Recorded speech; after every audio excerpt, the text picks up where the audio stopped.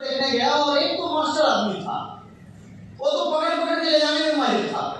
दोनों गए picture hall में बैठे, पिक्चर चल रही थी तो एक दोस्त को मजा नहीं आ रहा था जो पहली बार गया था, क्योंकि उसे अनुभव था नहीं पिक्चर का, तो उसे मजा नहीं आ रहा था, तो बार बार उसे खोदे पड़ा था। मजा नहीं आ रहा है, टिकट कटवा दिया 200 रुपए का, आनंद नहीं आ रहा है।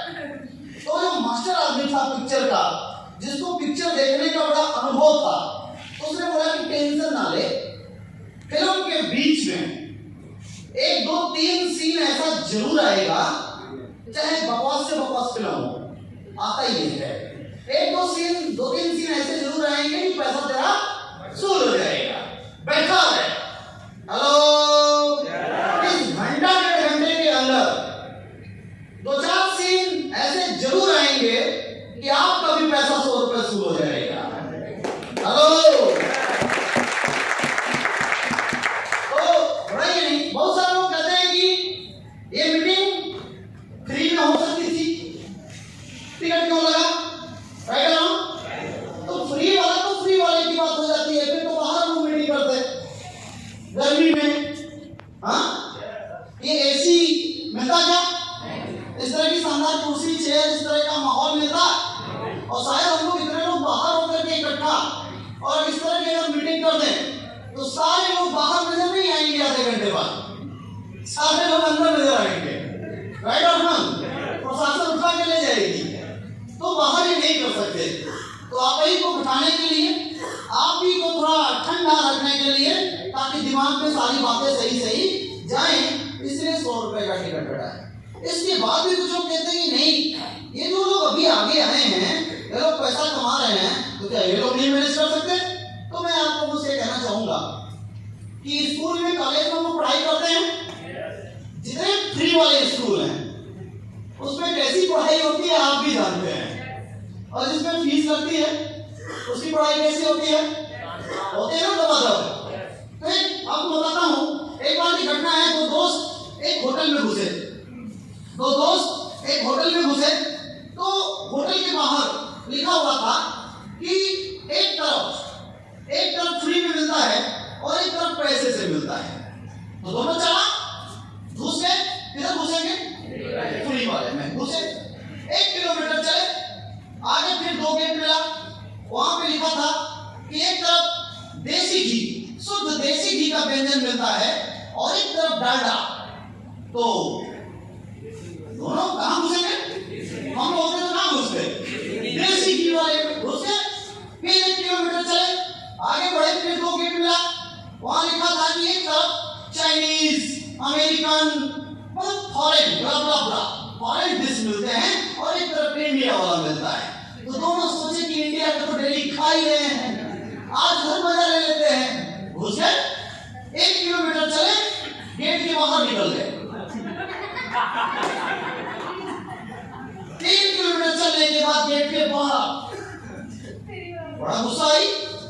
इसके बाद उधर से अंदर आना भी नहीं था, एंट्री थी, एग्जिट था बाहर, एंट्री नहीं थी। फिर घूम के 3 किलोमीटर आए, और जहाँ रिसेप्शन वाले बैठते हैं, मैनेजर वगैरह, वहां आके पूछे कि मजाक करते हो क्या, बदतमीजी है? बोले क्या हुआ? बोले लिखा था फ्री में मिलेगा, देसी घी का मिलेगा, अमेरिकन मिलेगा। 3 किलोमीटर चला, इसके बाद क्या मजाक है? बोला एक तो देसी घी का खाएगा, दूसरे अमेरिकन खाएगा, और तीसरे फ्री में खाएगा। फ्री वालों का यही होता है। तो फ्री वाले बाहर निकल जाते हैं। तो फ्री वालों में क्या होता है, बात समझ में आई? क्लियर हो रहा है? तो वो तो नहीं चाहिए ना फ्री वाला, इसीलिए टिकट काटा गया है। तो बैठे रहिए, मामला सेटलमेंट हो जाएगा। क्लियर है? कुछ लोग मुंह फुला के बैठे हुए हैं, मैं देख रहा हूँ, कब से 2 3 लोग पलट के देखा हूँ, ऐसे वीडियो में बैक करके देख रहा था, तो कुछ लोग एकदम नाराज होकर बैठे हुए हैं, ऐसे घूर रहे हैं। वो सोच रहे हैं कि ऐसे घूरेंगे, ऐसे नाराज होकर बैठेंगे तो टिकट का पैसा वापस मिल जाएगा। उधर तो बंदा टिकट काट रहा, तो वो है ही नहीं। देखिए उधर बंदा फरार। अब आप घूरिए चाहे गुस्साइए, मुंडी पटक के सुनिए, और टिकट वाला साइड आ गया। कबूल कर लीजिए, राइट और रॉन्ग?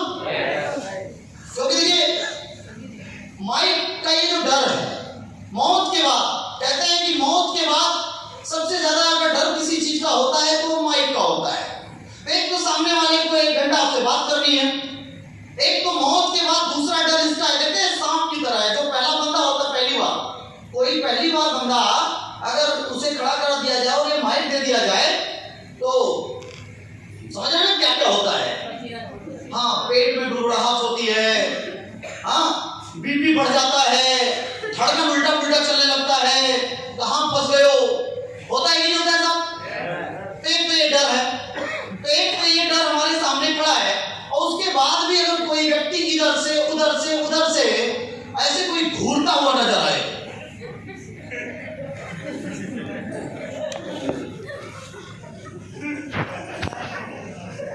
अब ऐसे में डर क्या होगा? अब जो बोलने वाला है तो पहले से डरा है और दूसरे उसकी डर और बढ़ जाएगी, तो कहीं महीने कोई काम से छूट जाए तो सामने वाला बंदा ही गिर पड़े। तो कृपया ऐसे ना डराएं। थोड़ा अपने अगल बगल वाले को देख लीजिए, एक बार घूम करके मुस्कुराइए, थोड़ा मुस्कुराइए। Hello, are you excited? थोड़ा हंसिए, मुस्कुराइए, क्योंकि हंसने मुस्कुराने वालों के चेहरे बड़े शानदार लगते हैं। और आप लोग इस शानदार बिजनेस में आए हैं तो शानदार बन करके बैठेंगे तो शानदार हो जाएगा। कहते हैं जो लोग हंसते हैं उनके घर बसते हैं, जो लोग हंसते हैं उनके घर बसते हैं, और जो लोग आपस में टकराते हैं उनके घर टूट जाते हैं।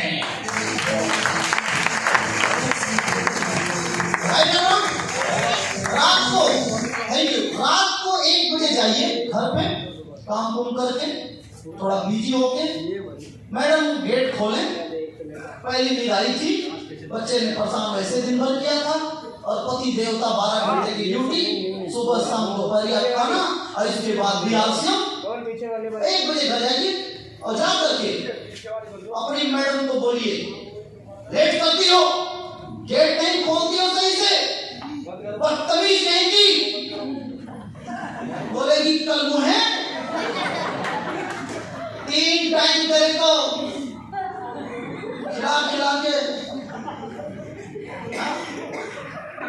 उसी के जगह पे दूसरी बात बोलिए, रात को आ रही है, और दूसरी बात बोलिए कि वाह वाह, कैटरीना, करीना, बिपाशा सब फेल है तुम्हारे आगे, वाह you are nice looking beautiful. फिर वो पूछेगी हट जी आप तो ऐसे ही बोलते हैं। फिर अंदर आने के बाद बोलेगी रात को कि 1 बजे फटाफट हाथ को धो लीजिए, ये बताइए कि रोटी खाने का मन है कि पराठा खाने का मन है कि पूरी खाने का मन है, दबादब जो खाने का मन है ऑर्डर कर दीजिए, दबादब मिल जाएगा। जो लोग हंसते हैं उनके घर बसते हैं, और जो आपस में टकराते हैं उनके घर टूट जाते हैं। ये केवल जेंट्स पे नहीं लागू करता है, ये माताएं बहनों पे भी लागू करता है। आप भी यही अगर डायलॉग बोलेंगे कि वाह तुम तो मेरे सलमान खान, अरबाज खान, सनी देओल लग रहे हो, तो वो भी कहेंगे कि तेरे लिए चैन बनवा दे। तो हंसते मुस्कुराते रहिए, हंसते मुस्कुराते रहेंगे तो बात बनती रहेगी, राइट और रॉन्ग? हाँ, हंसने के दिन हंसिएगा। अब ये नहीं कि मैंने कह दिया हंसना है तो मैं कोई सीरियस बात भी कर रहा हूं तो क्या होगा, कोई मामला गड़बड़ हो जाएगा। हंसने के दिन हंसिए और सीरियस होने के दिन सीरियस होइए, राइट और रॉन्ग? तो बात शुरू की जाए। तो मेरा परिचय नाम अरविंद कुमार दुबे है, रहने वाला मैं बेसिकली बनारस का हूँ। बनारस के बगल में एक जिला है, बनारस से कट करके बना हुआ है चंदौली, वहीं का मैं मूल निवासी हूँ। इस बिजनेस में करीब 10 साल हो गए हैं। आज इस बिजनेस में मैं पूरी तरीके से आरसीएम डील करता हूँ। आज अपने पास आज कोई काम नहीं है, I haven't any work, only I have RCM business. एक ही काम है, सुबह उठना जय आरसीएम, रात को सोना जय आरसीएम। आज इससे कार भी अचीव किया हूँ, अभी लुधियाना में 15 लाख का घर भी बनवाया हूँ। आज इसी से सब कुछ चल रहा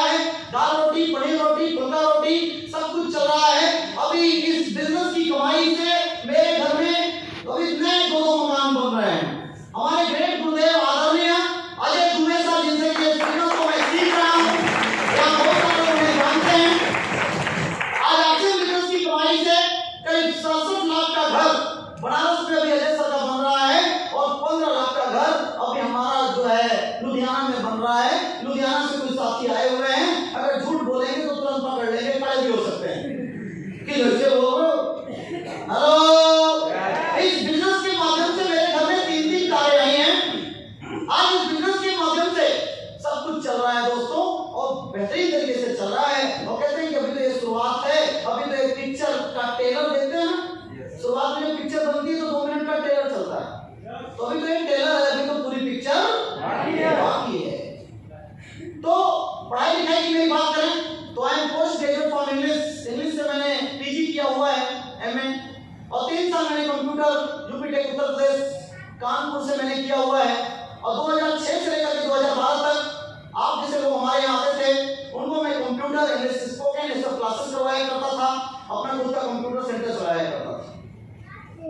5 साल मैंने लुधियाना में 2012 से लेकर के 2016 साढ़े 4 साल मैंने लुधियाना में नौकरी भी किया है, वहां पे भी 30,000 सैलरी थी। और सन 2016 अक्टूबर महीना 2016, तो जल्दी कोई भूल ही नहीं सकता। बहुत बड़ा झटका लगा था, बहुत बड़ा झटका लगा था। कई लोग हार्ट अटैक कर रहे थे। मोदी जी ने उसी समय नोटबंदी किया था, अक्टूबर महीना मुझे इसलिए नहीं बोलता है। और उसके 7 दिन पहले मैंने नौकरी छोड़ा था, मैंने नौकरी रिजाइन किया था, और उधर मोदी जी ने बोला कि सारा बंद। जो हमारी माताएं बहनें कहा करती थी कि जहर खाने का पैसा नहीं है, वो लोग भी 5-5 हजार रुपया निकाल के देती, इसको जल्दी से सही कर दो। राइट और रॉन्ग? तो सारे जितने भी मोदी जी ने सही बोला था कि काले धन को बाहर लाना है, लाया कि नहीं लाया? सब काला धन बाहर आ गया। और पर्स में जो घुसा के हम लोग पैसा रखते थे, भगवान जी के नीचे घुसा के पैसा रखते थे, सारी 500 की 1000 2000 वाली नोट सब बाहर आ गई थी। पति का पोल खुल गया था, पत्नी का पोल खुल गया था, पड़ोसी का पोल खुल गया था, और कहीं लोग तो पोले ही हो गए। राइट और रॉन्ग? तो उसी समय मैंने नौकरी को छोड़ा था दोस्तों, और आरसीएम बिजनेस को फुल टाइम करना शुरू किया था। असली शुरुआत आरसीएम बिजनेस से मेरी 2013-14 से हुई। शुरुआत में तो 2-3 साल मैंने ड्रामा ही किया। मेरे बड़े भाई साहब ने इसमें मेरा ज्वाइनिंग करा दिया था।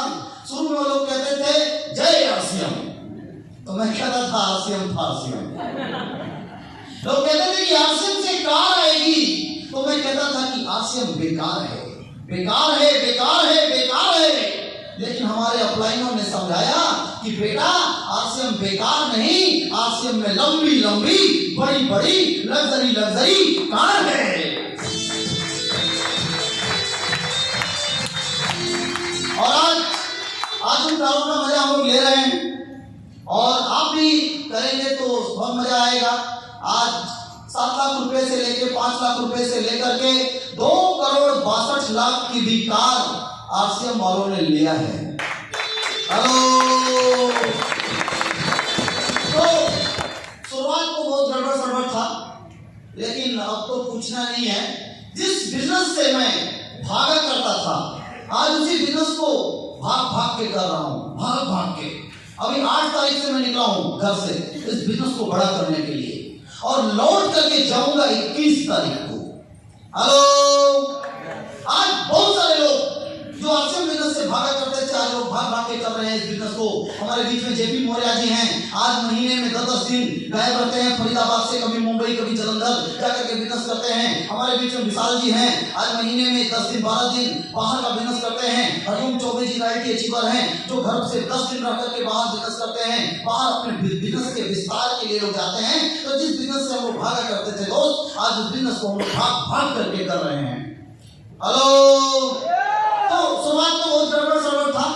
शुरुआत जब कोई कहता था जय आरसीएम सुबह उठ के, तो मैं एक ही चीज बोला करता था कि अरे बेटा, सुबेरे का समय है, जय राम बोल लो, जय श्री कृष्ण बोल लो, ये जय आरसीएम का चक्कर है।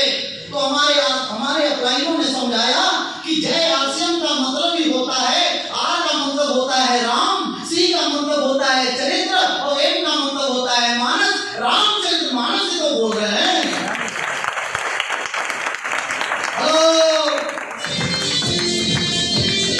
फिर हमारे कुछ अपलाइनों ने बताया कि आर का मतलब रोज, सी का मतलब करो, एम का मतलब मौज।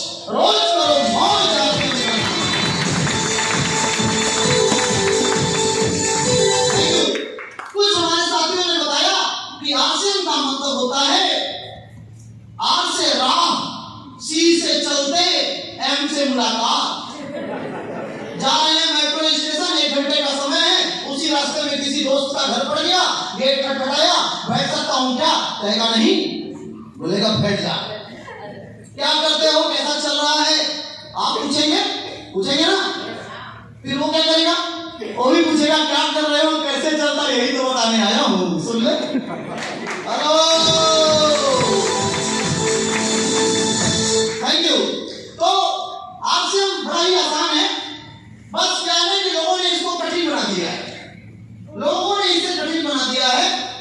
अगर आप किसी भी काम को सीख करके करेंगे, जानकारी लेकर के करेंगे, तो हर कुछ आसान है, और बिना सीखे करेंगे, बिना जानकारी लिए करेंगे, तो हर कुछ मुश्किल है।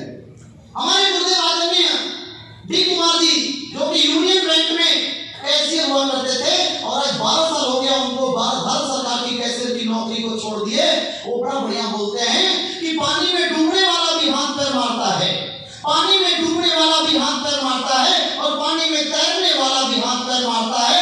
डूबने वाला ज्यादा चिल्लाता है, ज्यादा चीखता है, और ज्यादा चिल्लाने चीखने के बाद भी डूब करके मर जाता है, और एक दूसरा चिल्लाता नहीं है, चीखता नहीं है, तरीके से हाथ मारता है, अपने बच जाता है, बल्कि दो चार को बचा करके निकाल करके ले जाता है।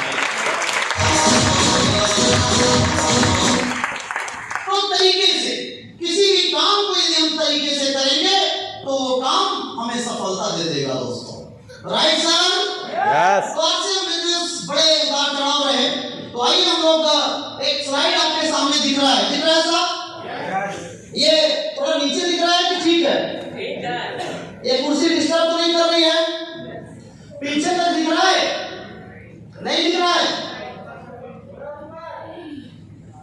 थोड़ा ऊपर, तो मामला समझ में आ जाएगा। आवाज सब लोग सुन लेते हैं? कितने लोग ध्यान से सुन लेते हैं? आप रहिए, कितने लोग ध्यान से सुन लेते हैं? अपनी ऐसे अंगुली करिए, अंगुली ऐसे करिए, अपनी अंगुली को उठा करके ठुड्डी पर रखिए, ठुड्डी पे। अब चेक करिए कि ठुड्डी कहाँ है, और किसने गाल में हाथ रखा है। ठुड्डी किधर है जी? ठुड्डी किधर है? हाथ किधर है? हमने बड़ा ध्यान से किधर सुनते हैं। तो ठुड्डी, अब एक बार अंगुली उठाइए, अब ठुड्डी पे रखिए। हाँ, आप देखिए, सब लोगों ने रखी है। मतलब हम बोल जो रहे हैं उसको सुनना है। Right sir? चलिए आइए हम लोग बात करते हैं। टूटे नहीं सुन रहे, लोचा हो गया। आओ, हिंदुस्तान है, जो मामला फिट हो गया तो ठीक है, नहीं तो समझ ही नहीं आ रहा। चलिए साहब, थोड़ा सा हम ध्यान चाहेंगे आप लोगों का, कृपा करिए आप लोग यहीं पे बने रहिए, बहुत आनंद आने वाला है। 1 घंटे के अंदर ये मेरा दावा है कि इस हॉल के अंदर आप आम बन करके आए थे, लेकिन इस मीटिंग एंड होने के बाद आप इस हॉल के अंदर से आम बन करके नहीं, खास बन करके निकलेंगे, खास बन करके निकलेंगे। तो welcome all future diamond in Faridabad. Arvind Dubey आपका स्वागत करता है। और अभी आपने यहाँ पे देखा बहुत सारे ओपनर, ईगल, रनर, विनर साथी आए। उन लोगों ने किसी ने अपनी इनकम 10,000 बताई, किसी ने अपनी इनकम 20,000, 50,000 और टोटल इनकम 5 लाख और 7 लाख, और जेपी मौर्य जी ने लाखों रुपए बताई। Right sir? मैं भी अपनी इनकम बताऊं, मेरे घर में करीब दोनों भाइयों को मिला करके, दोनों भाई हम लोग एनरोल्ड हैं। मेरे जो गुरुदेव हैं, हमारे ग्रेट गुरु, जिनसे मैं इस बिजनेस को सीखता हूं, जिनकी उंगलियों को पकड़ करके मैं बचपन में भी चला और आज से मैं भी चलता हूं। यहाँ पे सैकड़ों लोग मुझे जानते हैं, हमारे ग्रेट गुरुदेव हिंदुस्तान की बहुत बड़ी शख्सियत, हिंदुस्तान में आज जिनका डेट लेकर के लोग इंतजार करते हैं, मुस्कुराता हुआ चेहरा, शानदार पर्सनालिटी, मिस्टर आदरणीय अजय दुबे सर। आज मैं उनसे इस बिजनेस को सीखता हूं, और उनका और मेरा टोटल इनकम अगर मिला दिया जाए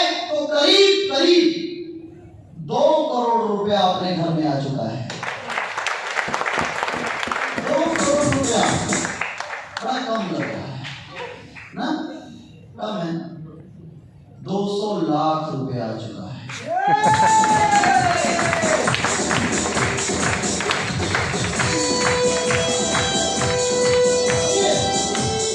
200 लाख, हाँ दम है, 200 लाख, 200 करोड़ है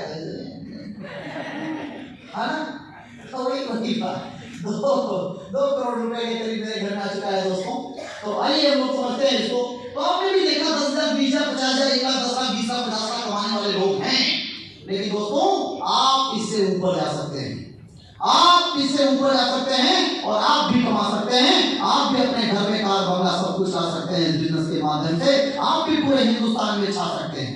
आपने देखा यहाँ पे माला फूल पड़ रहा था, तालियां बज रही थी, ये चीज आपके साथ हो सकता है। यहाँ पे देखिए क्या लिखा हुआ है, पढ़िए इसको। एक सुनहरे भारत की ये छोटी सी झांकी है, अभी जमीन में यूं भरी है, ऊपर शीश महल का बनना बाकी है। तलवारों के धार लगा लो, तलवारों के धार लगा लो, इरादों को फौलादी बना लो, अभी तक तो अभ्यास हुआ है, अभी लड़ाई बाकी है, अभी लड़ाई बाकी है। अभी ये छोटी छोटी इनकम आ रही है। मैंने बोला ना कि अभी तो सब टेलरबाजी हो रही है, अभी तो फिल्म बनना बाकी है। तो देखिए आरसीएम बिजनेस, 3 चीजों को समझना है मेरे दोस्त। इस व्यक्ति को ध्यान से देखिए, ध्यान से देखिए क्या कर रहा है। कभी इधर देख रहा है, कभी इधर देख रहा है, कभी अपना मत्था नोच रहा है, पता नहीं ये क्या कर रहा है। देख रहा है इसको, दिख रहा है ना, ये पता नहीं क्या कर रहा है। ये आरसीएम में ज्वाइन हो चुका है, ये बंदा आरसीएम में ज्वाइन हो चुका है। इस बंदे को किसी ने कहा कि कोट पैंट टाई पहनोगे तो कामयाब हो जाओगे। ये कोट पैंट टाई पहन लिया, लेकिन फिर भी इसको समझ में नहीं आ रहा है कि कामयाब कैसे होंगे। टेंशन में बहुत सारे लोग 10 साल से कोट पैंट टाई पहन के घूम रहे हैं, कामयाबी नहीं आई। और इसी की तरह अपना खोपड़िया नोच रहे हैं। ये क्या करे, ये क्या करे कि इसको समझ में आ जाए कि आरसीएम क्या है और आरसीएम में सफलता कैसे आती है। इसको आज बैठ करके, इसे आज बैठ करके शांति से ये समझना पड़ेगा कि RCM what, why and how. RCM क्या है, आरसीएम क्यों करना है और आरसीएम कैसे करना है। अगर ये आज बैठ करके शांति से ये समझ ले तो आज माजरा सब समझ में इसको आ जाएगा। और आप भी बैठ के समझ लें तो आपको भी माजरा सारा समझ में आ जाएगा। राइट, तो समझ लिया जाए। तो आइए हम समझते हैं कि आरसीएम क्या है। क्या है आरसीएम? चेंज। क्या है? चेंज। आरसीएम चेंज है, एक बदलाव है, एक परिवर्तन है। और परिवर्तन इस सृष्टि का नियम है। जिन भी लोगों ने परिवर्तन को एक्सेप्ट किया वो लोग अमीर बन गए, वो लोग टॉप पे चल गए, वो लोग इस जिंदगी में नौनिहाल हो गए। और जिन लोगों ने परिवर्तन का विरोध किया वो लोग गर्त में खो गए, गहराइयों में खो गए, बर्बाद हो गए। लेमार्कवाद और डार्विनवाद, लेमार्कवाद और डार्विनवाद इंटरमीडिएट की किताब पढ़ी, उसमें लिखा हुआ है कि जिन लोगों ने अपने आप को स्थिति के हिसाब से अपने आप को परिवर्तित कर लिया वो लोग इस जीवन में कामयाब हो गए। और जिन लोगों ने परिवर्तित नहीं किया वो लोग विलुप्त हो गए। राइट और रॉन्ग? आज देखिए नोकिया वालों को, नोकिया वाले कहां चले गए? खत्म हो गए, क्योंकि उन लोगों ने अपने प्रोडक्ट में परिवर्तन नहीं किया। देखिए अम्बेसडर वालों को, अम्बेसडर कार कहां चली गई? खत्म हो गई, क्योंकि उसने अपने प्रोडक्ट में परिवर्तन नहीं किया। तो जो लोग परिवर्तन नहीं करते हैं दोस्तों खत्म हो जाते हैं। तो आरसीएम बिजनेस एक चेंज है। ध्यान से देखिए, पहले खाना ऐसे बना करता था। समझ आ रहा है मेरी बात?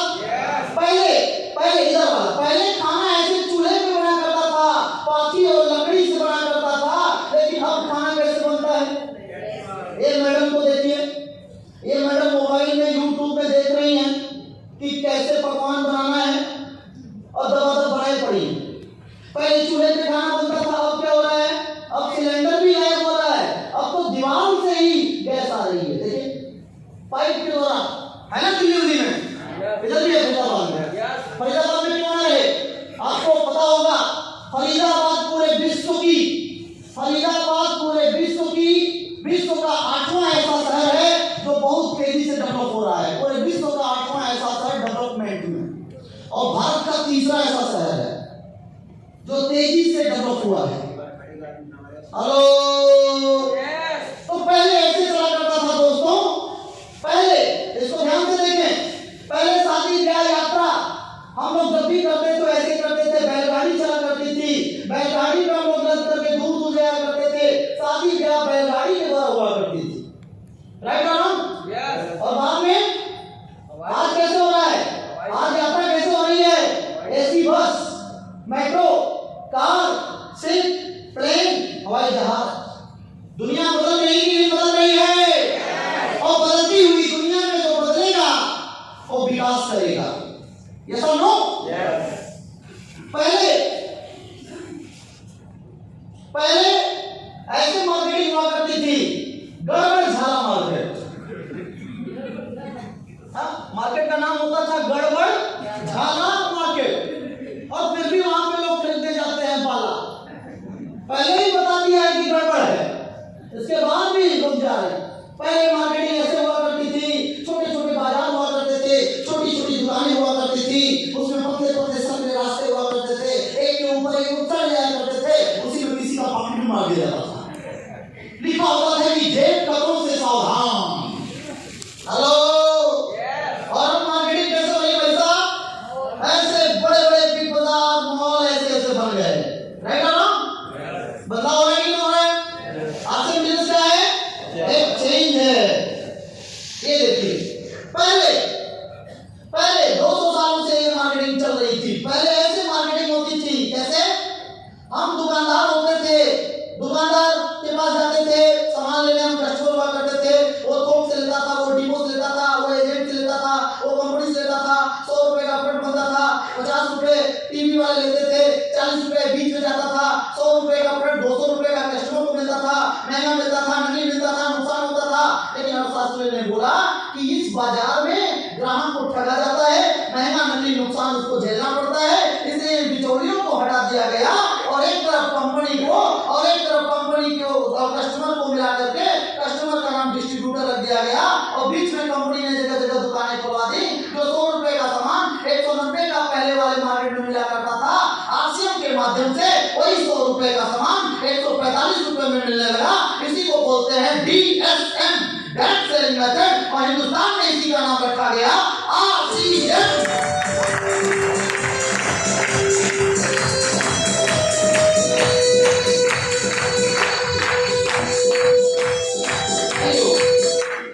बात समझ आ रही है? आरसीएम क्या है? डायरेक्ट सेलिंग मेथड है, डायरेक्ट, राइट सर? तो पहले ऐसे चला करता था और आज ऐसे चल रहा है दोस्तों। आपने अभी समझा कि आरसीएम क्या है? समझा आपने? आरसीएम क्या है? बदलाव, एक परिवर्तन है, राइट सर? अब आइए लोग देखते हैं vision of the RCM. RCM हमें करना क्यों है? क्यों करे आरसीएम? बहुत सारे लोग बोलते हैं कि मेरी नौकरी ठीक है, मेरी ठेकेदारी ठीक है, मेरा खेती बाड़ी ठीक है, मेरी तो दुकान ठीक है। लेकिन मैं आप सारे सज्जनों से कहना चाहता हूं कि आज नहीं तो कल, कल नहीं तो परसों, 2 साल बाद आरसीएम में आपको आना पड़ेगा, आना पड़ेगा। बाहर वाले जितने लोग कहते हैं कि आरसीएम बेकार है, उन सारे लोगों को आरसीएम में आना पड़ेगा। हेलो, क्यों आना पड़ेगा ये समझिए। Vision of the direct selling in India. India में इसका क्या स्कोप है, इसको आप देखें। विजन का मतलब होता है, और vision is the mental picture of the future. भविष्य का एक ऐसा भविष्य में एक ऐसा पिक्चर जो हमारे दिमाग में बैठ जाए और हम उसके लिए काम करें, और जब वो समय आए तो हम अमीर बन जाएं, राइट सर? इसे विजन बोलते हैं। तो इसका विजन क्या है इंडिया में? एक किताब है, 21वीं सदी का व्यवसाय, रॉबर्ट टी कियोसाकी विश्व के 21वें नंबर के अमीर व्यक्ति रहे। उनकी एक किताब है, उन्होंने इस किताब को लिखा है, उन्होंने बहुत सारी किताबों को लिखा है। उन्होंने क्या लिखा है कि direct selling is the the business of 21st century. Direct selling, the business of 21st century. 21वीं सदी का सबसे बड़ा व्यापार डायरेक्ट सेलिंग है। ये किताब बोल रही है। ये किताब इंटरनेशनल किताब है। ये देखिए, ध्यान से इसको पढ़िए। 21वीं सदी की सबसे बड़ी क्रांति डायरेक्ट सेलिंग उद्योग। नए साथी हमारे पहली बार नए साथी कितने लोग आए हुए हैं? एक बार प्लीज हाथ उठाएं। एक बार जोरदार तालियां लोग बजा दें साथी।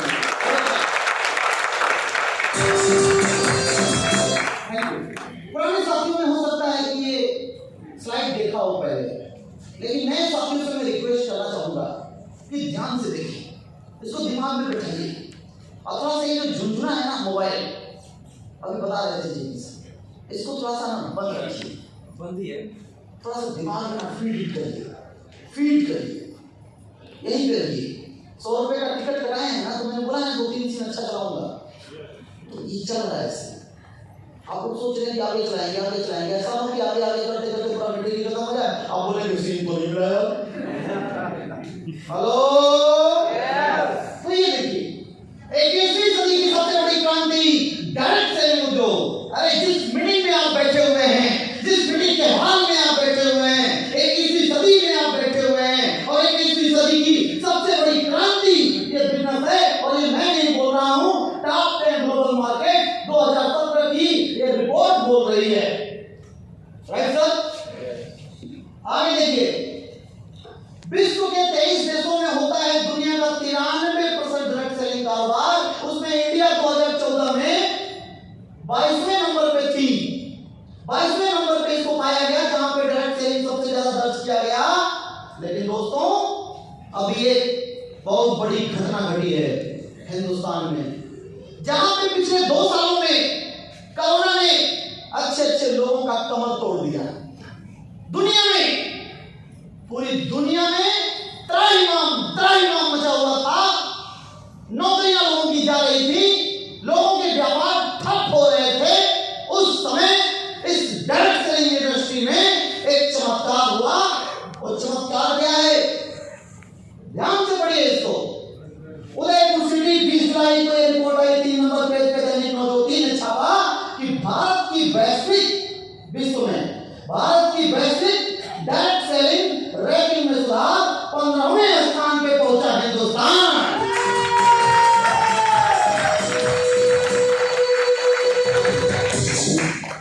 बहुत सारे लोग कहते हैं हमारे यूपी में, क्योंकि मैं पूर्वांचल का हूं, बहुत सारे लोग कहते हैं कि ये ब्याह हमसे आपसे ना हुई हो, मत करा हो, बाद में अपन मतवाट हो गया।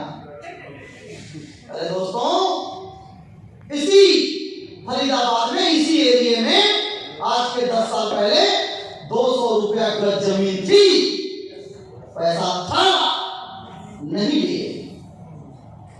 और आज वो लोग बोलते हैं काम ले लिए होते तो आज करोड़ों की संपत्ति होती, नहीं लिए। अच्छा किया,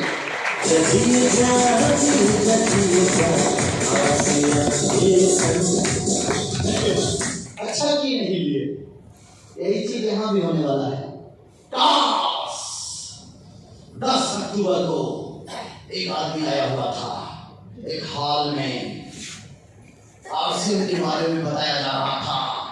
मैंने नहीं किया, अच्छा किए, इसीलिए कार नहीं है बड़ी सी, मेरा पड़ोसी कर लिया। तो कृपया वो गलती ना करें, नहीं तो फिर जिंदगी में एक चीज आएगा, क्या? काश। बड़ा दर्द होता है काश आता है तो। Right sir? तो समझे इसको, ये बहुत तेजी से बढ़ता हुआ व्यापार है दोस्तों। आगे देखिए, India direct selling industry record $2.47 billion sale in 2019, rank 15 global.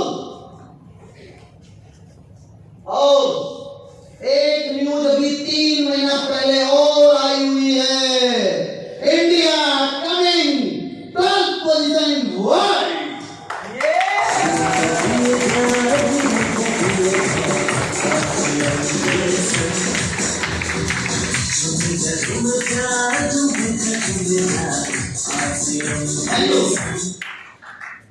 Corona काल के पहले 2 साल पहले कहाँ था? 22वें नंबर पे। अभी कहाँ आ गया? 12वें नंबर। कितने कंट्री को हमने लीड किया? 10। कितने कंट्री को हमने पछाड़ा? 10। कितने कंट्री को हमने पछाड़ा? 10। कितने कंट्री को हमने पछाड़ा? अरे 2 साल के अंदर अगर हम 10 कंट्री को पछाड़ सकते हैं तो आने वाले 2 साल के अंदर हम अमेरिका को भी पछाड़ सकते हैं। होने वाला है। 2-4 लोगों के मानने ना मानने से कुछ भी नहीं होता। राइट और रॉन्ग? भारत में जब टीवी आई तो लोगों ने विरोध किया। टीवी चला के नहीं चला? मोबाइल आया तब भी विरोध हुआ। मोबाइल चला के नहीं चला? चला के नहीं चला? आरसीएम भी चलेगा। चलेगा नहीं? दौड़ेगा। दौड़ेगा नहीं? उड़ेगा। उड़ेगा। ये देखिए ग्लोबल डेवलपमेंट में इंडिया में भी पिछले अभी इस साल 12.1% का ग्रोथ करके उसका जो लाइन है 16% ये ऊपर की तरफ जा रहा है। वहीं पे अमेरिका जो सबसे टॉप पे रहा वो -0.4% का इसका ग्रोथ रहा, मतलब माइनस में रहा। अभी एक रिपोर्ट ये आई हुई है, इसको ध्यान से देखें। अब हमारा देखिए, हम इंडिया वाले लोग हैं, हम लोग नंबर 1 है कि नहीं है? हम लोग जल्दी किसी काम को छेड़ते नहीं, और छेड़ते हैं तो उसे फिर कभी हमारे यहाँ 22 साल का लड़का जब बोला जाता है कि शादी ब्याह के लायक हो गया है तो थोड़े हुआ, लेकिन जब वो शादी करता है तो 7 फेरे लेता है और कहता है 7 जन्म जिएंगे तेरे साथ। भले घर वाली एक ही जन्म में करे, कल मैं तेरा अगले जन्म में साथ में, लेकिन वो कहता है तेरे साथ 7 जन्म जिएंगे। पंडित जी लोग 7 बार फेरा निभाते हैं और 7 वचन दिलाते हैं। तो हम हिंदुस्तान के लोग हैं, हम जल्दी किसी चीज को छेड़ते नहीं हैं, और छेड़ते हैं तो फिर उसे पंडित जी को बुला करके कथा पोथी करा करके लड्डू वड्डू बांट करके पूरा धुआं निकाल देते हैं, और इसके बाद काम को करते हैं तो फिर उसका वारा न्याय कर देते हैं। हम जल्दी पाकिस्तान वालों को छेड़ते हैं। पाकिस्तान वाला बच्चा है, नाती है, पोता है, सनाती है हम लोगों का। हम लोग कभी से छेड़ते हैं? नहीं छेड़ते, बड़े कांड करते हैं सब। लेकिन जब अपने पे हम आते हैं तो हम ऐसा स्ट्राइक करते हैं, ऐसा स्ट्राइक करते हैं कि पूरी दुनिया देखती रह जाती है। वो था भी स्ट्राइक, सर्जिकल यस। हम छेड़ते नहीं हैं, और हमें कोई छेड़ता है तो हम उसे छोड़ते भी नहीं हैं। हम लोग नेटवर्किंग को छेड़े नहीं थे, लेकिन अब छेड़ दिए हैं तो हम छोड़ेंगे नहीं। अब तो अमेरिका का भी वाट लगा देंगे, तो हमारा कंपटीशन नंबर 1 से हम नंबर 1 हैं। अभी देखिए यूएसए वर्सेस अमेरिका और इंडिया सेल फोरकास्टिंग, यहाँ पे क्या दिखा रहा है? ईयर 2037 में इंडिया का जो टर्नओवर जाने वाला है वो 37,528.47 मिलियन डॉलर होने वाला है, और यूएसए का जो टर्नओवर होगा वो 33,356 होने वाला है। मतलब कि 2037 तक हम विश्व की जितनी भी कंट्री हैं अमेरिका को भी हम लोग ओवरटेक कर जाएंगे डायरेक्ट सेलिंग में।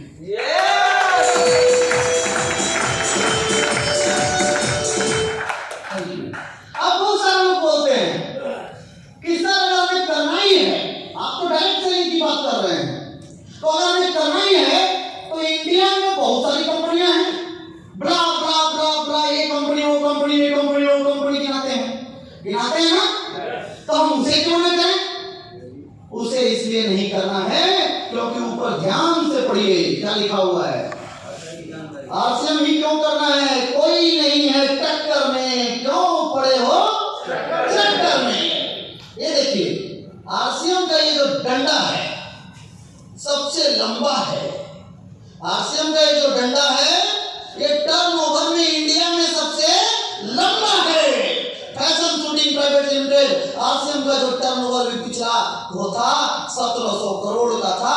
उसके बाद ये बहुत पुरानी कंपनी, इसका 1658 में ये बहुत पुरानी कंपनी, इसका इतना था, इसका इतना था, ये मेरा कोई बनाया हुआ नहीं है। Source and balance sheet with register of companies government of India.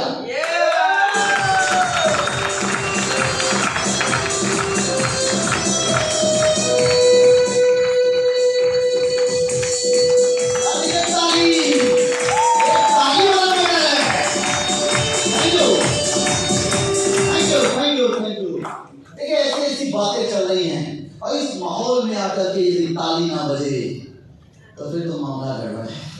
बहुत सारे लोग ताली पता नहीं क्या क्या सोच के बजाते हैं। कुछ लोग पड़ोसी को देख के बजा रहे होंगे कि इधर भी बजा रहा है, इधर भी बजा रहा है, तो मैं भी बजा लेता हूँ। ताली ताली मैं बताऊँ किस लिए बजाई जाती है? कहते हैं कि जिंदगी में कभी खुशी तो कभी गम होता है, जिंदगी में कभी खुशी तो कभी गम होता है। तालियां वही बजाते हैं जिनके बाजुओं में रंग होता है।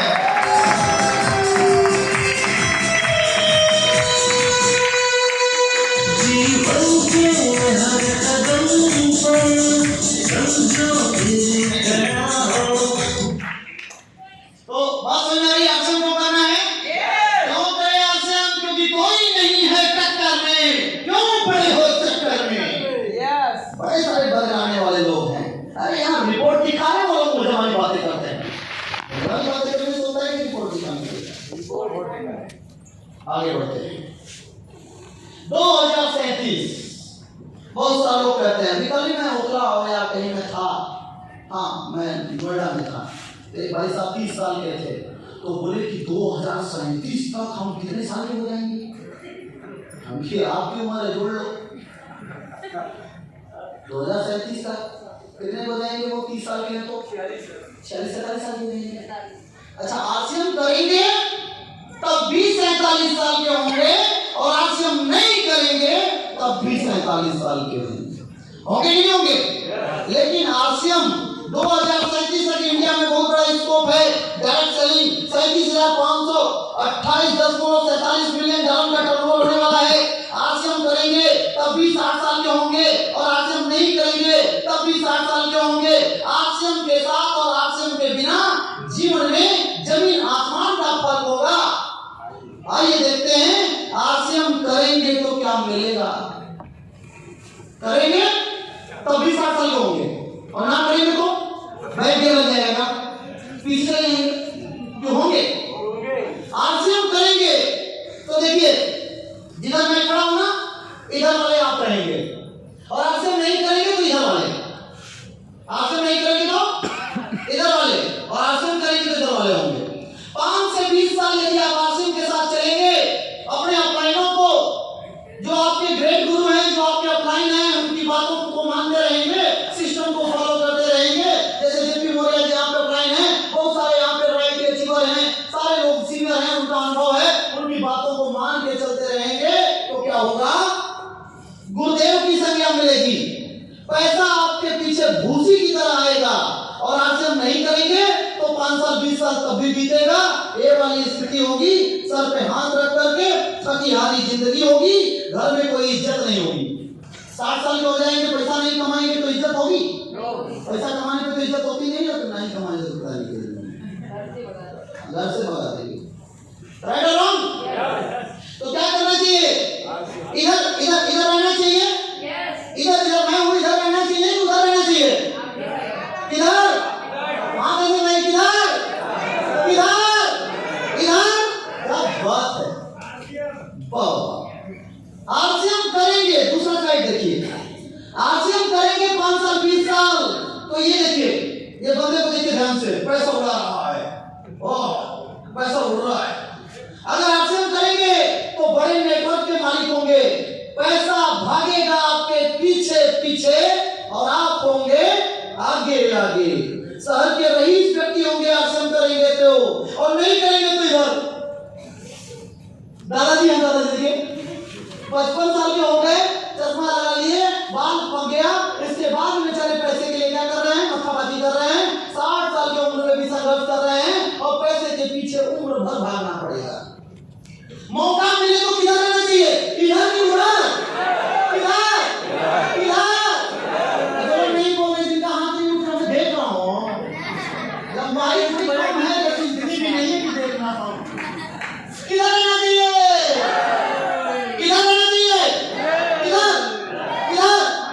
उधर जा रहा हूँ,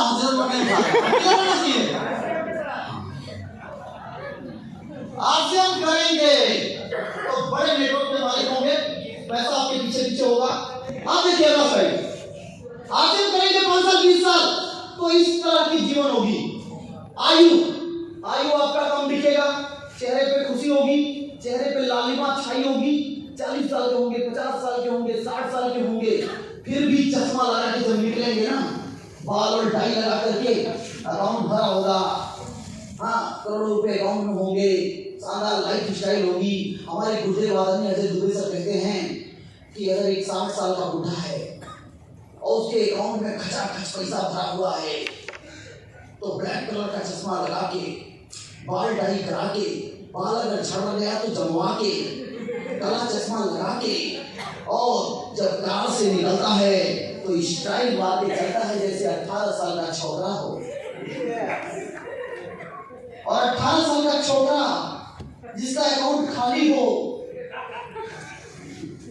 घर वाली उधर ठोक रही हो, फैक्ट्री वाला उधर ठोक रहा हो, माता पिता उधर ठोक रहे हो कि लेके चले गए, पैसा नहीं भेजते हो, पाल पोस के बड़ा कर दिए, तुम्हारी माँ आ गई, उधर भी छेड़ रहा है, 15,000 सैलरी आई, डिमांड बहुत ज्यादा, तो मालूम क्या करता है, ऐसे चलता है।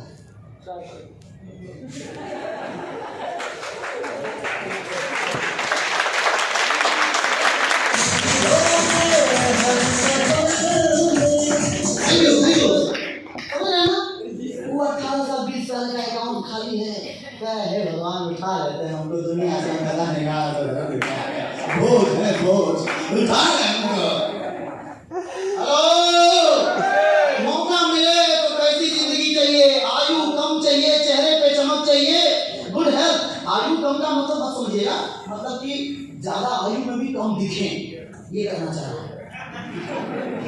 कुछ लोग ना उल्टा पकड़ लेते हैं, एक होता है तर्क, एक होता है वितर्क, एक होता है कुतर्क। कुछ लोग कुतर्की लोग होते हैं। एक स्टोरी सुनाऊं, एक बड़ी घटना है, एक भाई साहब थे, 2 बोतल पी लिए, 2 बोतल पीने के बाद एक मंदिर के सामने गए और मंदिर के सामने जाकर के बोले, ये पुजारी, ऐ पुजारी बता ये मंदिर किसकी है और इस दुनिया में सबसे बड़ा कौन है? तो मंदिर भगवान राम की थी। तो पुजारी बोला कि सबसे बड़े राम। तो बोला कि सबसे बड़े राम है तो धरती पे क्यों पड़े हैं? अगर सबसे बड़े राम है तो धरती पे क्यों खड़े हैं भाई? तो बोला फिर धरती बड़ी। पुजारी बोला कि फिर धरती बड़ी। बोला अगर धरती बड़ी तो शेष नाग के फन पे क्यों खड़ी? बोला फिर नाग बड़ा। बोला अगर नाग बड़ा तो शंकर जी के गले में क्यों पड़ा? देखते हैं ना जो लेने वाले होते हैं बंदे वैसे ही बोलते हैं। आप देखिएगा, हम तो पंजाब में रहते हैं और हरियाणा है, पंजाब हरियाणा में तो कुछ नहीं, शाम को तो भैया बिजी हूँ, शाम को 8 साढ़े 8 बजे के बाद जिसने बोल दिया कि बहुत बिजी हूँ, घर पे हूँ लेकिन बिजी हूँ, तो समझ जाइएगा 40-50% लोग तो कहाँ बिजी रहते हैं वो तो बताने की जरूरत ही नहीं रहती, क्योंकि मैं भी पंजाब में ही रहता हूँ। तो लेने के बाद तो इंग्लिश अगर कभी ना बोलने आए वो भी इंग्लिश बोलता है। एक हमारे बड़े भाई जो अजय सर हैं, उनका एक मित्र था मुलायम, उसका नाम था। एक बार वो बनारस में गया, घूम रहे थे 2-3 लोग, तो 2-3 अंग्रेज आए, एक हस्बैंड वाइफ के बच्चे थे। तो हस्बैंड वाइफ अंग्रेज ने पूछा उस बंदे से, मुलायम से, तो मुलायम जो था वो 3 साल हाई स्कूल फेल, वो मतलब सर्टिफिकेट उसका मिला ही नहीं। बोर्ड ने कहा कि तू रहने दे, तेरा नहीं पूरा हो गया है। तो अंग्रेज ने उससे पूछा कि सर वेयर इज संकट मोचन? अंग्रेज ने पूछा कि सर वेयर इज संकट मोचन? तो जो मुलायम सिंह थे अपने मुलायम सिंह थे, अपने उधर वाले बनारस वाले, इधर साइड के वाले नहीं, तो मुलायम सिंह उनका नाम था। तो उसने बोला क्यों संकट मोचन, गो सीधा घूमी घुमाए चले 3 किलोमीटर घूमी जाए, सामने इस संकट मोचन, सामने इस संकट मोचन। अंग्रेज और अंग्रेज का परिवार ऐसे मुंह खोल के देख रहा था, ये कौन सी इंग्लिश है, यूके है कि यूएस है? इंग्लिश कौन सी है? बाद में हमारे बड़े भाई साहब ने पूछा कि मुलेमा बड़ा तेरी खतरनाक इंग्लिश है, दोबारा बोल दो। तो बोला कि दोबारा हमारा दादा नहीं बोल सकता, हम क्या बोलेंगे? हम जो एक बार बोल दिए तो बोल दिए, बात खत्म, राइट? तो ऐसे ही तो वो बोला कि अगर सबसे सबसे बड़े नाग, शेष नाग सबसे बड़े, तो शंकर के गले में क्यों पड़े? बोला फिर शंकर पड़े। बोला अगर शंकर पड़े तो कैलाश पहाड़ में क्यों पड़े? बोला फिर कैलाश पहाड़ पड़ा। बोला अगर पहाड़ पड़ा तो हनुमान जी के हाथों में क्यों खड़ा? बोले फिर हनुमान पड़े। बोला अगर हनुमान पड़े तो भगवान राम के चरणों में क्यों पड़े? बता। तो बोला कि बोले फिर भगवान राम पड़े। बोला फिर चलूं। बोला फिर चलूं। बोला तू रहने दे, ये तू ही बता दे कि इस दुनिया में सबसे बड़ा कौन? तो बोला मैं बड़ा। बोला तू कैसे बड़ा? बोला 2 बोतल खाली करने के बाद भी अपने पैरों पे खड़ा।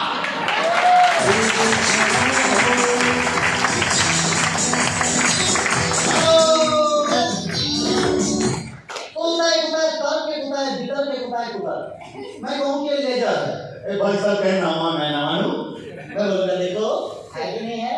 ना ना मैं ना मानू।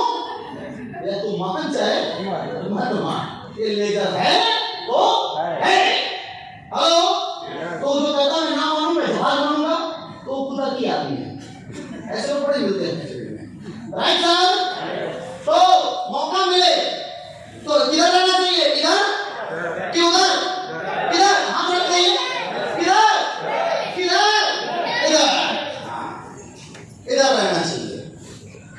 आरसीएम अगर करेंगे 5 साल 20 साल आरसीएम करेंगे तो नई नई कार की प्लानिंग करेंगे, प्लेन की प्लानिंग करेंगे, प्लेन खरीदने की प्लानिंग तो मैं बात कर रहा हूँ। क्योंकि 2037 तक जो सर्वे आया हुआ है भाई साहब, वो सर्वे ये कह रहा है कि आज जो लग जाएगा और तेज नहीं, उड़ेगा नहीं, चलता भी रहेगा, चलता भी नहीं, अगर धीरे धीरे टहलता भी रहेगा तो वो बंदा भी करोड़पति बन जाएगा। और आज आप इस मीटिंग में बैठ चुके हैं, अगर 2037 तक टहलते भी रहेंगे आरसीएम में तो अगला करोड़पति का नंबर आपका है। यहाँ पे बैठे सारे लोग करोड़पति बनेंगे, सारे लोग करोड़पति बनेंगे। Thank you. तो आरसीएम करेंगे तो नई नई कार आएगी, प्लेन आएगा, करोड़पति बनेंगे, नए रोजगार देने वाले बनेंगे। 60 साल की उम्र में भी आप रोजगार देने वाले बनेंगे। अरे ले आइए, फरीदाबाद में कितने बेरोजगार लोग हैं, ले आइए जेपी मॉल से मिलवाइए, 1 दिन के अंदर 3 घंटे के अंदर रोजगार दे देंगे। 3 लाख लोगों को ले आइए। अरे यही करना पड़ेगा कि ज्वाइनिंग लगाना पड़ेगा। 10 20 30 25 50 रुपए खर्चा करके सब ज्वाइनिंग लगा के रोजगार दे दिया जाएगा। यहाँ तो रोजगार की कमी नहीं है, आपसे मैं ले आओ लाखों लोगों को हम लोग रोजगार दे देते हैं। राइट ना? तो 60 साल की उम्र में भी आप रोजगार देने वाले बनेंगे। और आपसे हम नहीं करेंगे तो ये करेंगे, पुरानी वाली मोटरसाइकिल बेच के नई वाली मोटरसाइकिल की प्लानिंग करेंगे। अनएम्प्लॉयमेंट होगा, बेरोजगारी होगी। हाँ, रोजगार के नए नए तरीके खोजेंगे। मौका मिले तो किधर रहना चाहिए? इधर। ओके, अब देखिए ये इसकी लास्ट स्लाइड है। आरसीएम करेंगे 5 साल 20 साल तो आपके बच्चे बड़े बड़े स्कूल में, बड़े बड़े कॉन्वेंट में पढ़ेंगे, विदेश में पढ़ेंगे। आरसीएम करेंगे तो ऐसे ऐसे आपके पास बंगले होंगे। आरसीएम करेंगे तो आपके पास बड़े बड़े स्टेज पे रिस्पेक्ट होगा, सम्मान मिलेगा। आरसीएम करेंगे तो 7 पीढ़ियों की सुरक्षा मिलेगी। आपके बाद ये बिजनेस आपकी पत्नी को, बच्चे को, बच्चे से बच्चे को आपको ट्रांसफर होगा।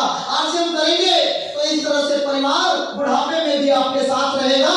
60 साल की उम्र में भी गलती से यदि कर देंगे रात को 2 बजे तो बहुरिया, बहू समझते हैं ना, बहू रात को 2 बजे भी पानी ला करके देगी कि बाबा जी अटक तो नहीं गया। क्योंकि उसको पता है कि महीने का 20-30 रुपया आता है। अगर ये बुढ़ा नहीं समझ गया तो कहीं आईडी दूसरे को ट्रांसफर करा दे। इसलिए वो क्या करेगी, रात को भी गर्म पानी उसमें तुलसी डाल के आपको देगी, पिलाएगी। अगर 3 बहुएं हैं तो तीनों बहुएं बारी बारी आकर के सासू अम्मा का पैर दबाएंगी। आरसीएम करेंगे तो एक दबा के जाएगी, दूसरी आएगी तो अम्मा जी कहेंगी कि अरे रहने दो, बड़ी वाले ने बहुत सेवा किया। अरे हम आपके नहीं हैं क्या? हमारा कोई धर्म है कि नहीं? हम भी दबाएंगे, वो दबाएगी। तीसरी आएगी, अरे रहने दो, दोस्तों ने बहुत सेवा किया। मतलब हम आपके पराए हैं क्या? हम फेंके हुए आए हुए हैं क्या? हम कूड़े से आए हुए हैं क्या? हमारे पिताजी ने थोड़ा सा कम सेवा नहीं करेंगे क्या होता भाई? और जब अम्मा जी 3 बहुरिया से पैर दबाएंगी तो और मजबूत हो जाएंगी और लंबा जिएंगी। आप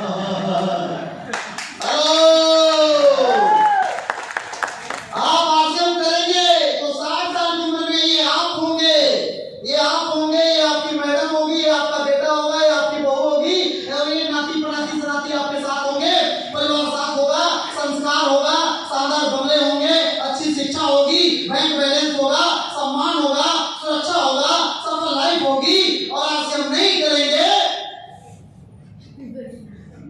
हाथ में पति देव जी के भी एक ठगुनी होगी और आपके हाथ में भी एक ठगुनी होगी। डरा हुआ, थका हुआ, उदास, हताश, निराश, अकेलापन, दर्द भरा बुढ़ापा होगा दोस्तों। क्योंकि अगर आप प्लेटफॉर्म नहीं बनाएंगे, आप अगर प्लेटफॉर्म नहीं बनाएंगे तो आपके बच्चे को हरियाणा छोड़ करके मुंबई, दिल्ली, कलकत्ता और कनाडा जाना पड़ेगा पैसा कमाने के लिए। लेकिन अगर बुढ़ापे में भी अगर 50 लाख रुपए की अगर इनकम आपकी होगी, 2037 तक आपकी अगर 25-50 लाख रुपए इनकम होगी, तो कोई पागल हुआ है? आपके बेटे को ऑफर मिलेगा कि बेटा आप राजा कनाडा में 5 लाख की नौकरी देता हूं, तो बोलेगा कि 5 लाख की नौकरी गई तेल लेने। घर पे हमारे पिताजी को हर महीने 50 लाख आता है। सोने का अंडा देने वाली मुर्गी को छोड़ करके कनाडा नहीं जाएगा। आपके साथ रहेगा बेटा, बहू आपके साथ रहेगी, बच्चे नाती पोता पनाती आपके साथ रहेंगे। और जब नाती पनाती सनाती को खिलाएंगे 60 साल 70 साल की उम्र में, तो उम्र तो ऐसे ही बढ़ जाएगी। अब बताइए 60 साल के बाद पैसा सब बंद हो जाएगा, आना जाना बंद हो जाएगा, घुटना कमजोर हो जाएगा, आंख कमजोर हो जाएगा, बुढ़ापा आ जाएगा, बाल पक जाएगा, घुटना कमजोर हो जाएगा, शरीर कमजोर हो जाएगा, किडनी धमनी कमजोर हो जाएगा, लीवर काम नहीं करेगा। तो बताइए डंडा तो अपना सही से उठना नहीं, और आपको सिलेंडर उठा करके छत पे ले जाना होगा तो क्या होगा? सोचिए बच्चे सारे गए विदेश कमाने, पैसा कमा रहे हैं, और आप बुढ़ापे में सिलेंडर उठाना पड़े आपको। और सिलेंडर उठा के आपकी मैडम बोले, ये मैडम बोले, ए जी नीचे से थोड़ा सिलेंडर ऊपर ले आते जरा, तो दांत कोई बचा नहीं, क्या करें, कैसे आए? या तो पैसा हो तो मंगवा लीजिए ऊपर, या तो बेटा हो तो उससे मंगवा लीजिए। पैसा भी नहीं, बेटा भी नहीं, क्योंकि हमने तो कोई ऐसा प्लेटफॉर्म बनाया ही नहीं। राइट और रॉन्ग? कौन सी जिंदगी चाहिए? मौका मिले तो इधर वाली या इधर वाली? इधर वाली। एक बार खड़े होके बताइए, इधर वाली, खड़े होके इधर वाली, इधर वाली, इधर वाली चाहिए, इधर वाली जिंदगी, इधर वाली। थैंक यू, धन्यवाद। आप लोग हमारे कहने पे खड़े हो गए, मैंने आप लोगों को कष्ट दिया। हमने इसलिए सोचा कि आप लोग थोड़ा सा बैठे थोड़ा सा सुस्ती आ गई होगी, तो थोड़ा सा इसलिए हमने खड़ा करा दिया। किधर वाली चाहिए? ओके, तो इसलिए आश्रम करना है दोस्तों। आश्रम करेंगे तो इस तरह की शानदार लाइफ स्टाइल मिलेगी। अभी आप देखे ना यहाँ पे पोदार जी थे, देखिए उनको माला पहना करके सम्मानित किया गया। मैं लुधियाना में रहता हूँ, बहुत सारे लोगों को नहीं जानता हूँ, लेकिन मैं जब गेट पे आया, यहाँ आया तो देखिए सम्मान मिला। ये तो छोटे मोटे सम्मान हैं, बड़े बड़े सम्मान मिलते हैं। पूरे हिंदुस्तान में आपको सम्मान मिलेगा। अगर ये बड़ी बड़ी ट्रॉफियां आपके बराबर ट्रॉफियां आपको मिलेंगी दोस्तों। इस तरह से आप होंगे, आपकी पत्नी होगी, आपके बच्चे होंगे, बड़े स्टेज पे आप आएंगे, लोग आपका फोटोग्राफी करेंगे, ऑटोग्राफी करेंगे, आपको सेलिब्रेट किया जाएगा। तो कैसी जिंदगी चाहिए? ऐसी चाहिए? आइए अब समझते हैं इसको। आपने भी समझा क्या है आश्रम, क्यों करना है आश्रम, राइट सर? अब टॉपिक लास्ट है, हाउ टू डू आश्रम, कैसे करें आश्रम, राइट सर? बहुत सारे लोग मीटिंग अटेंड कर लेते हैं, सब कुछ कर लेते हैं, लेकिन उनको समझ नहीं आता कि करना क्या है, करें कैसे, राइट? देखना चाहेंगे? तो आश्रम करने के लिए थोड़ा सा ध्यान दीजिएगा, नोट कर सकते हैं, नोट करिए इसको। 10 की आप सक्सेस इन आश्रम। आश्रम में सफल होने के लिए 10 तरीके हैं। इसको यदि आप अप्लाई करेंगे और इसको यदि आप अपने बिजनेस में इन्वॉल्व करेंगे, ये काम करेंगे, तो आप सफल हो जाएंगे। आप फाइनेंशियल और टाइम फ्रीडम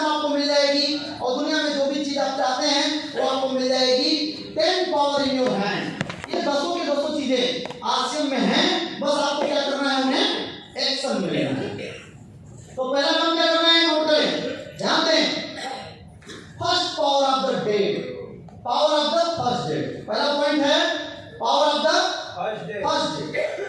जैसे ये महीने का 10 तारीख है, अक्टूबर महीना चल रहा है, अगला महीना कौन सा आएगा?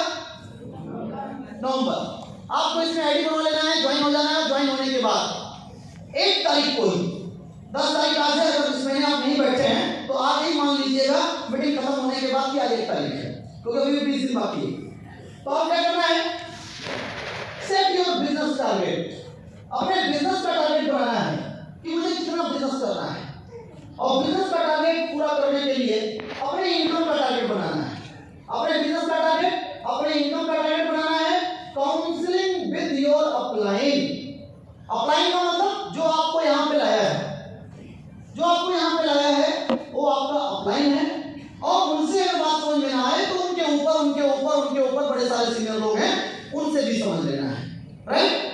तो जो आपको लाया है हो सकता है वो नया हो, हाँ, तो और ऊपर भी बढ़कर के इसको समझ लेना है। तो इस तरीके से आपको अपने अपलाइन के साथ काउंसलिंग करना है, बैठ के डिस्कस करना है कि सर आप ज्वाइन तो मैं हो गया, इसमें सफलता कैसे आएगी? तो आपके बिजनेस टारगेट सेट करेंगे, आपका इनकम टारगेट सेट करेंगे, तो इसको बैठ करके अपने अपलाइन से समझ लीजिएगा। तो ये पहला काम है, इसको करेंगे तो आप आगे बढ़ जाएंगे। इसके बाद second, power of vital level. हमारे सिस्टम में जैसे कि आप जानते हैं पुलिस विभाग होता है, पुलिस विभाग में कांस्टेबल भी होते हैं, सिपाही भी होते हैं, चौकीदार भी होते हैं, चौकी इंचार्ज भी होते हैं ना, हवलदार भी होते हैं, इंस्पेक्टर भी होते हैं, सीओ भी होते हैं, सब लोग होते हैं, एसपी भी होते हैं। उसी तरह एक लेवल होता है, उसी तरह आरसीएम बिजनेस में भी एक लेवल है, beginner, starter, opener, eagle, runner, winner. Power of vital level, इसके ऊपर आते हैं तो मिलता है स्टार, रॉयल्टी, ये सब मिलता है। तो आप हर महीने अपने टीम में टारगेट लीजिए कि beginner, starter, opener, new beginner, starter, opener लाना है, अपने टीम में नए लाना है। तो कैसे होगा? अपने सीनियर अपलाइन के साथ बैठेगा, कितने बिजनेस पे होगा, कितना परसेंटेज बनेगा, कितनी इनकम आएगी, तो अगर उसमें बहुत ज्यादा गहराई में घुसूंगा तो लंबा समय जाएगा, राइट? तो इस तरह से आपको ये करना है, इसमें ताकत लगानी है। और आप बिगिनर बन गए, स्टार्टर बन गए, तो स्टार्टर बन गए तो ओपनर के लिए फाइट करिए, ओपनर बन गए तो आप ईगल के लिए फाइट करिए, ईगल बन गए तो रनर बन गए, विनर के लिए एक कदम हमेशा हर महीने आगे बढ़ने का प्रयास करिए। क्योंकि हमें से बहुत सारे लोग ईगल, रनर, ओपनर बनने के बाद अलसा जाते हैं। कुछ लोगों को ये हो जाता है कि मैं तो ईगल हो गया। अब जिस व्यक्ति के माध्यम से, जिनके बताए हुए दिशा निर्देश पे ईगल बने, जब वो कुछ और समझाता है कि भाई साहब ईगल बन गए हो, रनर कैसे बनना है, तो मालूम क्या कहते हैं? साहब टेंशन मत लो, अब हम खुद ही कर लेंगे। ओवर माइंड हो गए। कॉन्फिडेंस अच्छी बात है, लेकिन ओवर कॉन्फिडेंस बड़ी बुरी बात है।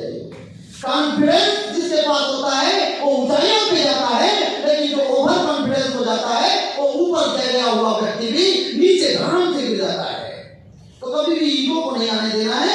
ये beginner, starter, opener, eagle, runner, ये सब एक पड़ाव है। मंजिल तो डायमंड है, मंजिल तो डायमंड है। डायमंड क्या है?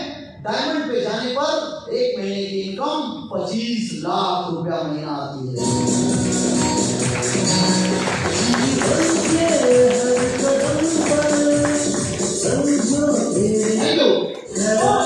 तो ये लेवल है, और यहाँ कोई हार नहीं होती है, कोई हार नहीं है। आरसीएम में कभी भी हार नहीं होती। आरसीएम में या तो सीखना है या तो जीतना है। जैसे तो बहुत सारे लोग, मान लीजिए किसी साथी ने मीटिंग को बैठा, एक्साइटेड हो गया कि अब मैं इसको करूंगा, और उसने टारगेट किया कि मैं रनर पे अचीव करूंगा, मैं स्टार बनूंगा, और वो स्टार नहीं बन पाया। और मान लीजिए कि विनर बन गया। वो कहां था पहले? मान लीजिए वो ईगल पे था, वो विनर बन गया, स्टार नहीं बना। तो बताइए वो बंदा जीता कि हारा? आगे बढ़ा कि पीछे गया? तो यहाँ पे कभी हार नहीं होती है दोस्तों। या तो यहाँ पे सीखना है या तो यहाँ पे जीतना है और आगे बढ़ते जाना है। तो ये सेकंड पावर है वाइटल। इसके बाद पावर ऑफ डिस्प्ले वाल। तीसरा पॉइंट है डिस्प्ले वाल। अपने घर में, अपने बरामदे में इस तरह का एक रैक वगैरह बनवा करके आरसीएम का 10,000 रुपए का प्रोडक्ट ले जा करके आप डिस्प्ले वाल लगा दीजिए और गेट टुगेदर करवा दीजिए। अपने सीनियर को बुला करके उसका रिबन वगैरह कटवा कटवा दीजिए और कटवा करके उद्घाटन करवा दीजिए। आपसे तो कुछ पकौड़े वकौड़े प्रोडक्ट वगैरह बना करके वो आपकी अपलाइन आपको अच्छा गाइड कर देगी जो करीबी अपलाइन है, और उद्घाटन करवा दीजिए, रिबन करवा दीजिए अपलाइन से, और 10-20 लोगों को बुला लीजिए। आपकी अपलाइन आएगा, सब 20 लोगों को समझाएगा, 10 बंदे की ज्वाइनिंग हो जाएगी, 10 बंदे सामान ले जाएंगे, 10-20 हजार का सामान बिक जाएगा, उधर से भी पैसा आ जाएगा और नेटवर्क भी बन जाएगा। इसे डिस्प्ले वॉल बोलते हैं, राइट सर? तो ये डिस्प्ले वॉल प्रोसेस है, इसका थोड़ा लंबा है, इसको आप समझ लीजिएगा सीनियर अपलाइन से। तो ये तीसरा पावर है, अगर अपनी दुकान अपनों के लिए अपनी गली में खोले, मोहल्ले में खोले तो इसका बड़ा लाभ मिलेगा, आपका बिजनेस बहुत तेजी से ऊपर चला जाएगा। चौथा पॉइंट है power of diamond club. Diamond बनना है, अगर 25 लाख रुपए महीने की इनकम चाहिए तो देखिए दुनिया में अगर आप क्रिकेट के खिलाड़ी बनना चाहते हैं तो क्रिकेट क्लब ज्वाइन करना पड़ेगा, यदि फुटबॉल के खिलाड़ी बनना चाहते हैं तो फुटबॉल क्लब ज्वाइन करना पड़ेगा, यदि आप सिंगर बनना चाहते हैं तो सिंगिंग क्लब ज्वाइन करना पड़ेगा। उसी तरीके से यदि आरसीएम में आप डायमंड बनना चाहते हैं तो डायमंड क्लब ज्वाइन करना पड़ेगा।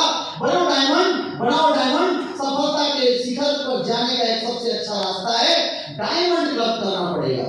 डायमंड क्लब क्या है?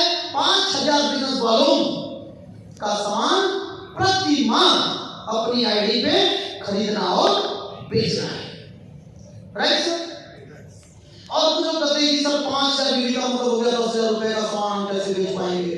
तो देखिए हमारे बीच में एक साथी हैं, सर एक मिनट आइए, रजिंदर सर, रजिंदर जी एक मिनट आइए, दोनों हाथ ऊपर करके दिखाइए सर।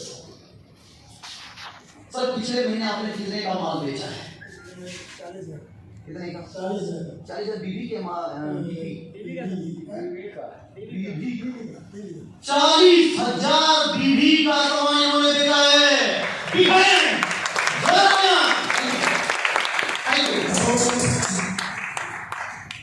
ये अगर 40,000 का बेच सकते हैं तो हम लोग भी बेच सकते हैं। 80,000 रुपए का सामान इन्होंने बेचा था। हम तो एक डायमंड क्लब की बात कर रहे हैं, 5,000 बीवी, इन्होंने तो एक महीने में 8 डायमंड क्लब कर दिया। 8 डायमंड क्लब, कितना? 8। तो देखिए आदमी अगर ठान ले तो कुछ भी हो सकता है, राइट और रॉन्ग? ठानने से कुछ भी हो सकता है। तो डायमंड क्लब करिए हर महीने डायमंड क्लब करना है। पांचवा पॉइंट है पावर ऑफ ज़ूम मीटिंग।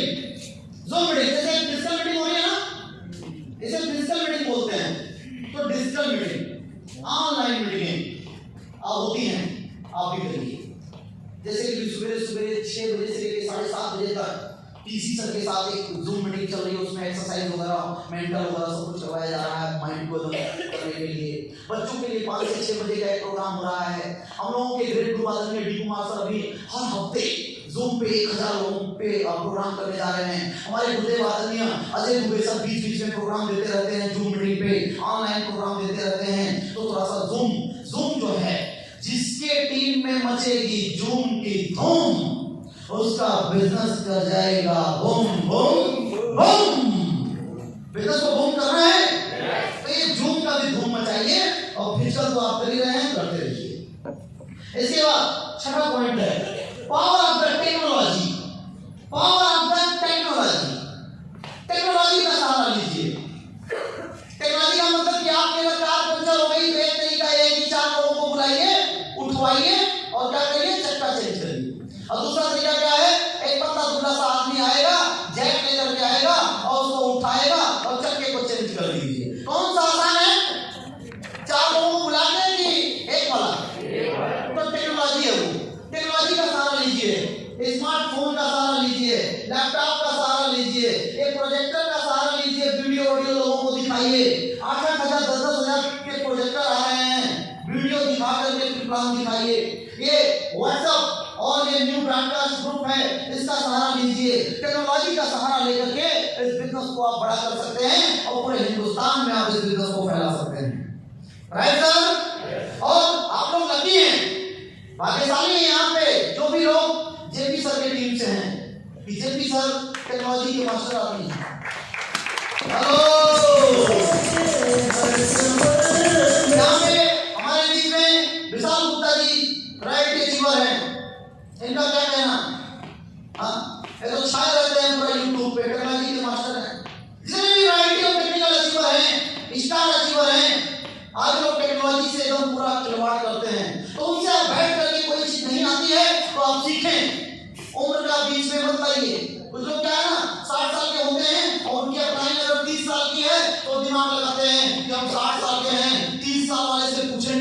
कहीं इज्जत न चली जाए। हेलो, इज्जत बेइज्जत को नहीं सोचना है, जहां से ज्ञान मिले वहां से सीख लेना है। Right sir? तो टेक्नोलॉजी पे काम करें। और सातवां 70 ऑफ सक्सेस, ध्यान दीजिए, ये बड़ा ही महत्वपूर्ण पॉइंट है, ध्यान से समझें।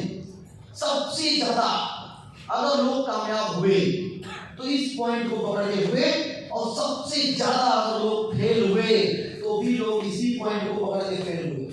क्या ये point? Power of upline, power of बोले सब लोग, पावर ऑफ अपलाइन, अपलाइन का मतलब जिसने आपको इसमें ज्वाइन कराया है, एक्टिव, ग्रोइंग, इफेक्टिव और फास्टेस्ट चलने वाली अपलाइन को फॉलो करिए। कभी कुछ लोग गड़बड़ क्या करते हैं ना कि अपलाइन को ही समझाने लगते हैं। अपलाइन कहती है 2 प्लांट डेली दिखाओ, तो कहते हैं सर 2 प्लांट में इसलिए नहीं दिखा सकता क्योंकि मेरी बकरी में बच्चा दिया है। अपलाइन कहती है कि 2 प्लांट डेली दिखाओ, तो कहते हैं सर 2 प्लांट में इसलिए डेली नहीं दिखा सकता क्योंकि ठंडी का महीना है, गर्मी आने दो, गर्मी का महीना है, ठंडी आने दो, बरसात आने दो, ये मौसम खराब है, वो मौसम खराब है, अभी तो शादी है, ब्याह है, पार्टी है, ये वो देश भर की बातें करते हैं और अपलाइन को ही समझा देते हैं, देश भर का बहाना बता देते हैं अपलाइन को। तो अपलाइन कहती है प्रभु जैसे करना है वैसे ही कर लो। हाँ, तो कृपा करके हनुमान बनिए। हनुमान क्या बनना है? हनुमान जी बनिए। भगवान विष्णु के 2 अवतार हुए, बहुत सारे अवतार हुए, मनुष्य रूप में 2 अवतार लिए, और 2 अवतार सब लोग जानते हैं, एक राम का और एक श्री कृष्ण का। राम का जब अवतार लिए तो उनके बहुत बड़े भक्त थे, कौन? हनुमान जी। और जब कृष्ण का अवतार लिए तो उनके बहुत बड़े भक्त थे, अर्जुन। लेकिन दोस्तों इतिहास गवाह है कि अर्जुन की मंदिर नहीं बनी, लेकिन हनुमान जी की मंदिर भगवान राम से ज्यादा बनी। कारण क्या था? भक्त वो भी थे। राम जी हनुमान जी को बोलते थे कि हनुमान संजीवनी बूटी लाना है, तो हनुमान ये कभी नहीं बोले कि इतना दूध धारागी हम कैसे खा पाएंगे। हनुमान जी कहते थे yes sir I will go. कुछ लोग सोच रहे हनुमान जी इंग्लिश कहाँ बोलते थे यार। जब अंग्रेजी का परीक्षा होता है, इंग्लिश का जब परीक्षा होता है, तो आधा किलो मिठाई लेकर के हनुमान जी के मंदिर पहुंच के कहते हैं भगवान 80 नंबर दे देना। उस समय हनुमान जी को अंग्रेजी आती है? मतलब आपका जब मतलब रहेगा तो उनको अंग्रेजी आएगी, इसे अंग्रेजी नहीं आती है? आती है।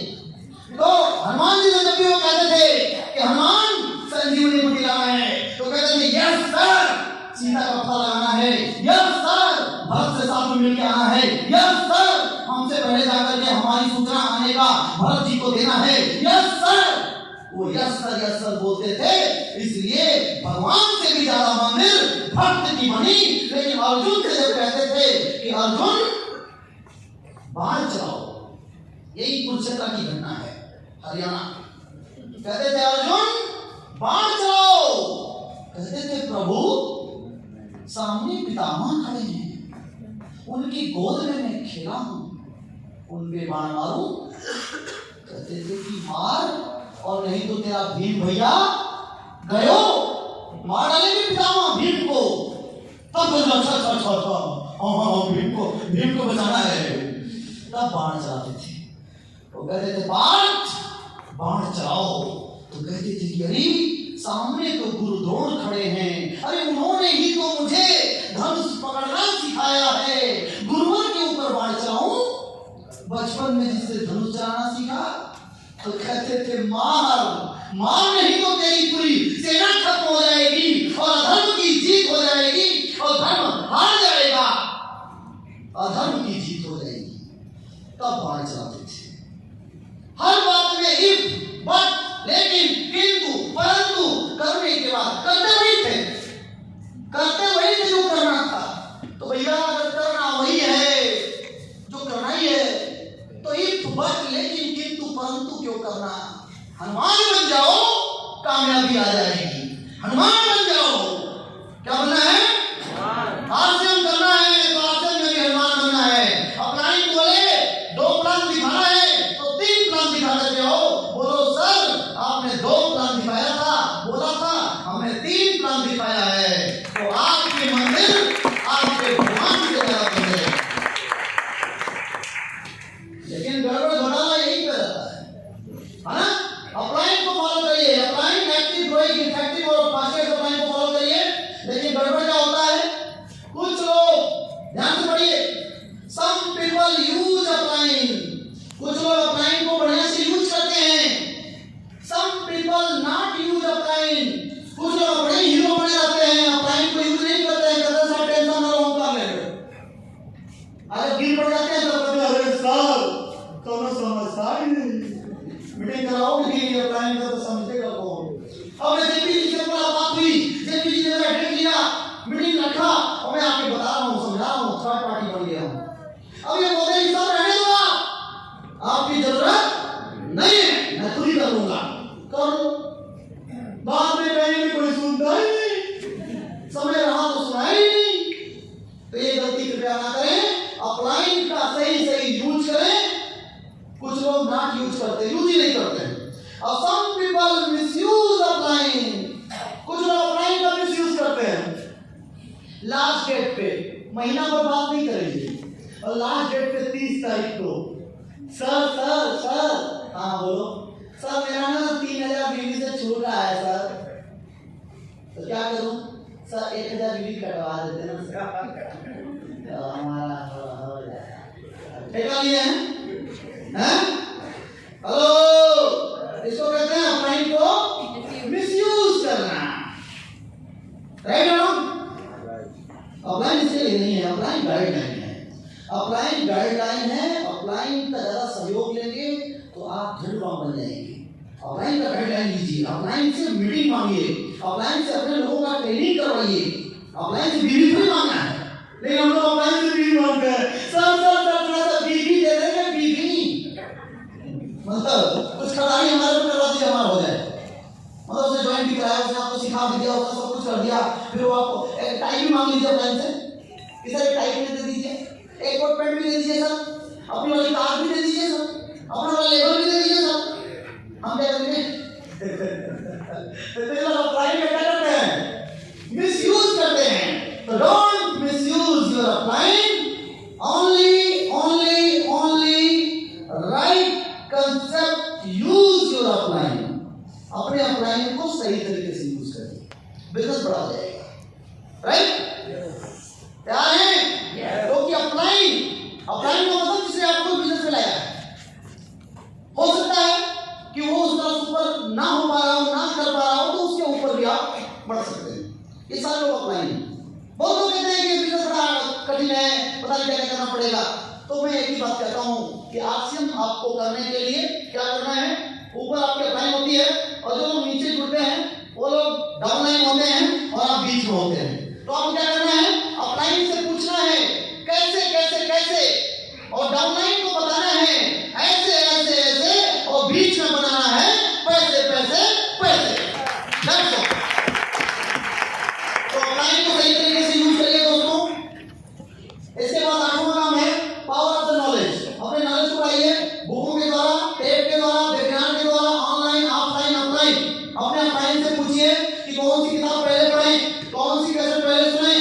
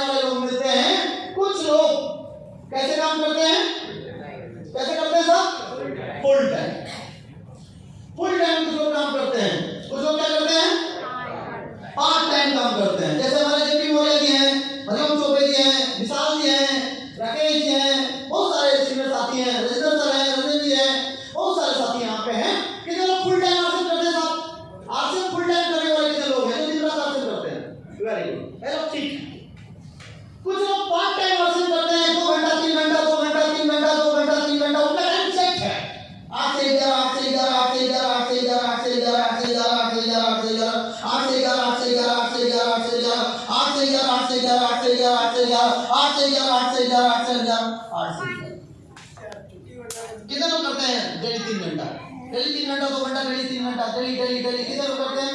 ये लोग भी ठीक हैं, ये लोग भी ठीक हैं। कुछ लोग ये तीसरे प्रकार के होते हैं। समटाइम कभी करते हैं, कभी रुक जाते हैं, कभी करते हैं, कभी रुक जाते हैं, कभी करते हैं, कभी रुक जाते हैं, कभी शादी में चले जाते हैं, कभी पार्टी में चले जाते हैं, कभी बर्थडे में चले जाते हैं। किसी के बर्थडे में जाते हैं तो तब तक बैठे रहते हैं जब तक कि खा पी के नहीं आएंगे।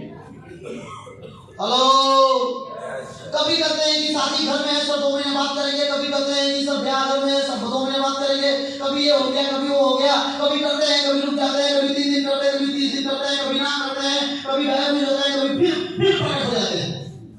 जैसे ब्रह्मा जी प्रकट हो जाते हैं, फिर आ जाते हैं। कुछ लोग ऐसे होते हैं जो मार्च और सितंबर में मिल जाते हैं। मार्च और सितंबर में हम भी टारगेट लेंगे और मार्च और सितंबर में टारगेट पूरा करने के बाद फिर अंदर ध्यान हो जाते हैं, अंदर ध्यान गायब हो जाते हैं, फिर वो 6 महीने बाद ही मिलते हैं। तो ऐसे लोगों को उनकी अपलाइन और उनकी डाउनलाइन एक बड़ा बढ़िया नाम दे देती है, क्या? बरसाती। ये हमने नहीं बोला, हमने नहीं बोला, हमने तो खाली बरसाती बोला है। हम कुछ और बोलने वाले थे, हम तो बोलने वाले थे बरसाती से, लेकिन आपने राइट सर। तो कभी करते हैं, कभी रुक जाते हैं, कभी करते हैं, कभी रुक जाते हैं। ये होते हैं सम टाइम। अगर आप फुल टाइम करते हैं ठीक है, वेरी गुड। यदि आप पार्ट टाइम करते हैं very good, right.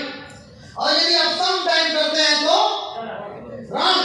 Sometime work, sometime stop. Sometime work, sometime stop. Sometime work, sometime stop. इनका जानते हैं डायमंड कब आएगा? इनका पता है डायमंड कब आएगा? कभी नहीं। इनका डायमंड कभी नहीं आएगा। एक पार्ट टाइम वाले का फुल टाइम वाले का आ जाएगा। लेकिन जो लोग सूर्याय करते हैं, सूर्य से सोचते हैं, सूर्य नहीं सुस्ता है, सूर्याय रुक के। हाँ, वो आप देखें, एक ट्रेन 2 ट्रेन होती है, एक बिजली वाली ट्रेन होती है और एक ट्रेन होती है धुआं वाली, कोयले वाली। तो कोयला वाली ट्रेन जब रुक जाती है, जब उसको स्टार्ट करना पड़ता है तो क्या करती है? वो बाहर धुआं छोड़ती है, धुआं स्टार्ट होती है, फिर चलना शुरू करती है, फिर रुक जाती है, फिर धुआं छोड़ती है, फिर रुक जाती है, फिर धुआं छोड़ती है। उसके इंजन खराब होने की संभावना ज्यादा होती है। और जो इलेक्ट्रॉनिक वाली है स्मूथली चलती है। तो ये ठीक करेंगे, रुकेंगे करेंगे तो कोयले वाला इंजन बन जाएंगे और लगातार चलेंगे तो डायमंड बन जाएंगे।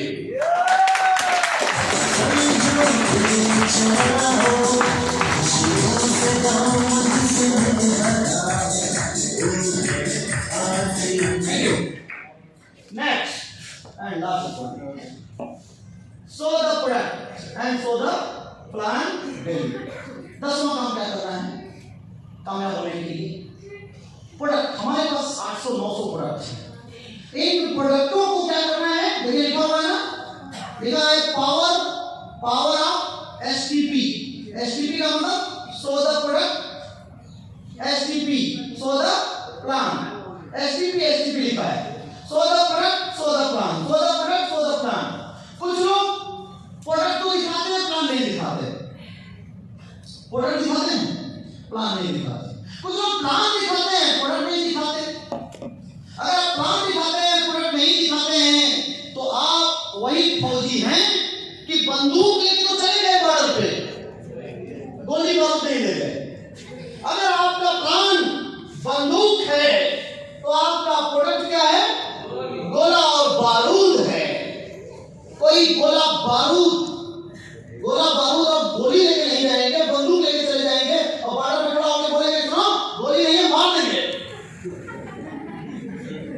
क्या सर? गोली नहीं है, मार देंगे। मारोगे कि मरोगे? क्या करेंगे? मारेंगे कि मरेंगे साहब? मरेंगे साहब। तो ये गलती नहीं करना है। कुछ लोग प्लान से समझ जाते हैं, कुछ लोग प्रोडक्ट से समझ जाते हैं, कुछ लोग प्रोडक्ट से समझ जाते हैं, कुछ लोग प्लान से समझ जाते हैं। तो गोला बारूद और बंदूक सब लेकर दे जाना है। So the plant, so the product, so the plant, so the product, so the plant, so the product, so the plant, so the product, so the plant, plan दिखाना है, product दिखाना है, plan दिखाना है, product दिखाना है, plan दिखाना है, product दिखाना है, plan दिखाना है, product दिखाना है, plan दिखाना है, product दिखाना है। और कभी-कभी सब पापड़ी 10 लोगों में कभी एक पैकेट खोल के खिला भी देना है। हाँ, रिजल्ट भी आता होगा, रिजल्ट आता है ना, रिजल्ट आता है। कभी कभी नमकीन का पैकेट खोल के खिला दिया करिए, लेकिन हम लोग क्या करते हैं मालूम है, ये देखो बड़ा बढ़िया बिस्किट आता है रख लेते हैं, नमकीन भी आता है रख लेते हैं, सोन पापड़ी भी आता है रख लेते हैं, अचार भी आता है रख लेते हैं, खाखरा भी आता है रख लेते हैं, गुलाब जामुन भी आता है रख लेते हैं। तो गुलाब जामुन क्या से पाउडर होता है खिलाते कभी नहीं, थोड़ा कभी कभी मैं नहीं कराऊंगा डेली खिलाइए, कभी कभी सैंपल उनको पास करिए, राइट और यस। और जहां जाइए उस अकॉर्डिंग स्थिति के अकॉर्डिंग प्रोडक्ट निकालिए, ध्यान रखिए स्थिति के अकॉर्डिंग प्रोडक्ट निकालिए। जहां पे 4-5 छोटे बच्चे नहीं आने हैं, नहीं समझा, उधर पंजाब में नहीं आने बोलते, नहीं आने छोटे बच्चे होते, तो वहां पे जानबूझ करके इसको पापड़ी निकालिए और रख दीजिए, बिस्किट डालिए, तो वो बच्चा ओ पापा कहेंगे ना ना अभी ऊपर अच्छा है हमारे पास दे लेना है, लेकिन बच्चा कहेगा पापा हम तो यही खाएंगे पापा 3 बजे उठूंगा मारेगा तो बोलेंगे बिस्किट दो क्या हो गया ना काम। वहाँ प्लान काम नहीं आया, लेकिन वहाँ पे प्रोडक्ट काम आ गया, क्योंकि अपना जो आसियम का बिस्किट है प्योर आटे का है और राइस ब्राउन तेल से बना हुआ बिस्किट है अपना जो बना हुआ है वो काम कर जाएगा और आपकी ज्वाइनिंग आ जाएगी, लेकिन थोड़ा सा टेक्निक लगाना पड़ेगा। अब जहाँ माताएं बहनें बैठी हुई हैं, लेडीज हैं, तो वहाँ पे क्या दिखाना है, क्या दिखाना है, लेडीज आइटम बताइए। अभी जानते हैं हमारे आश्रम में बहुत बड़ा प्रोग्राम हुआ है, वो स्क्रब बहुत शानदार, ध्यान सुनिएगा सब लोग स्क्रब जरूर मंगाइएगा। बहुत ही शानदार स्क्रब आया हुआ है जो मसाज करने के लिए उसके साथ क्रीम भी है। मैं आपको बताऊं कि ऐसा स्क्रब आज तक मैंने नहीं देखा। पहली बात तो ये कि बाहर के स्क्रब हम लोग रगड़ते हैं ना, तो ये दाग मतलब छिड़ा जाता है, रगड़ जाता है, और अपना जो स्क्रब है एकदम मुलायम है मक्खन, और इसके बाद तो झाग भी छोड़ता है एकदम, मतलब मैं क्या बताऊं, जितनी तारीफ करो उतना कम है। और दोनों का जो सेट है मात्र 200-250 रुपए का, 200-250 रुपए सेट, पूरा सेट 205 रुपए का साहब, 205 रुपए में